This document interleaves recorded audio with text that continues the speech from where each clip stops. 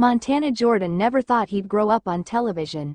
When he first stepped into the boots of Georgie Cooper, the cocky, endearing older brother of Sheldon Cooper, it was with a shrug of teenage indifference and a lot of East Texas charm. Fast forward several years, and that boy has become a man, both on and off screen. Now, with Georgie and Mandy's first marriage taking its baby steps into primetime, Jordan finds himself stepping into a new spotlight, one not protected by the quirky orbit of young Sheldon. It's nerve-wracking, Montana admits, sitting in the corner of a Burbank soundstage, fiddling with a script that still smells like fresh toner. Not having that formula, the voiceover, the flashbacks, the built-in nostalgia. With young Sheldon, there was this safety net. People already loved the world. Now, we're the ones making the world. And what a different world it is. While young Sheldon was always tethered to the mythology of the Big Bang Theory, Georgie and Mandy is a leap into something newer, more grounded.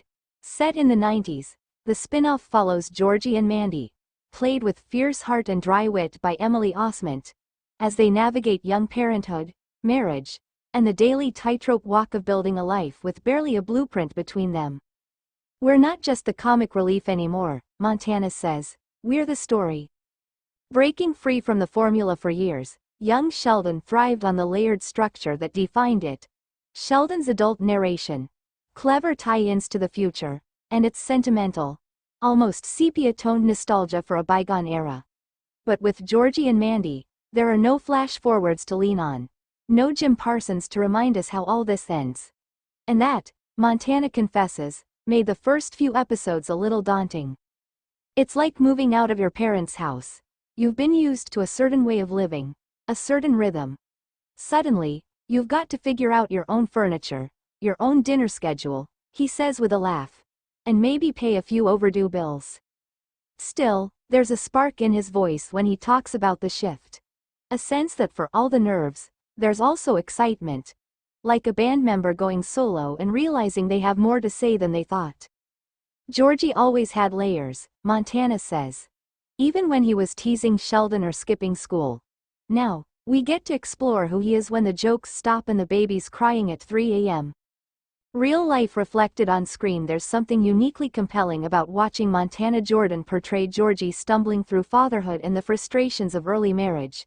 He's only 21 in real life, not much older than his character, and you can tell he carries some of the weight and wonder of growing up with him. I've learned a lot from Georgie, he says. I mean, I'm not a dad or anything, but being on this set, watching Emily Osment hold a baby, or dealing with fake bills and real arguments, it gives you perspective. Emily Osment, already a TV veteran, brings balance to the show's energy. Where Montana is laid back and instinctive, she's sharp and articulate. Their chemistry, born from years working together on young Sheldon, translates effortlessly into the new series, but with added layers of tension, maturity, and occasionally, chaotic affection. Emily grounds me, Montana says. And Mandy grounds Georgie. She's got this fire, this confidence. It's what Georgie needs.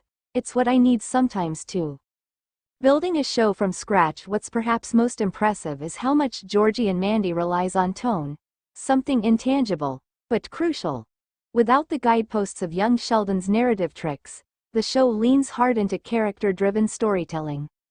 It's more of a sitcom, sure, Montana acknowledges, but it's also real. I mean, we're talking about rent, groceries, jobs that don't pay enough.